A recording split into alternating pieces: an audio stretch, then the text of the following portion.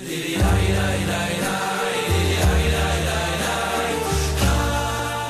la parashat de esta semana, Parashat Pinhas, leemos acerca de varias acciones bien controversiales.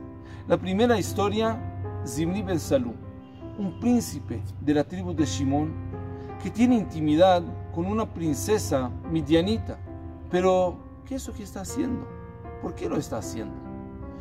Una de las interpretaciones es que hay como una crítica en contra del líder, en contra de Moshe. Moshe también está casado con una midianita. Viene Zimri y dice: ¿cuál es la diferencia entre tú y nosotros? ¿Cuál es la diferencia entre tu midianita y esta midianita? La otra historia es la historia de Pinhas. Pinhas ve esa acción y toma una decisión. Mata tanto a Zimri ben Salú como a la princesa midianita. Y la pregunta que nosotros debemos hacer, si lo que hizo Pinhas es algo que nosotros aceptamos, queremos premiar, o es una actitud reprobable. Dios está premiando a Pinhas, pero lo interesante es que los mismos sabios están discutiendo si esa acción que hizo Pinhas, que está tomando una decisión delante de Moisés, no le deja a Moshe la oportunidad de decir nada, no le deja ningún proceso de juicio. Puede que vamos a tener la misma situación y el mismo resultado, pero el camino hace la diferencia.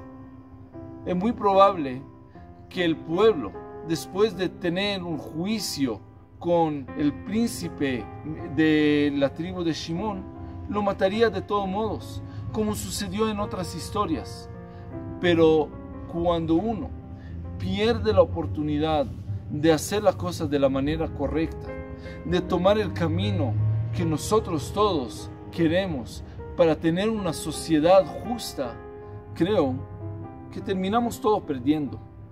Perdimos el proceso de la justicia, perdimos el lado de la historia que podía contar Moshe, tratando de explicar sus acciones, tratando de explicar por qué lo que él hizo no es lo mismo de lo que está haciendo Zimri ben Salú.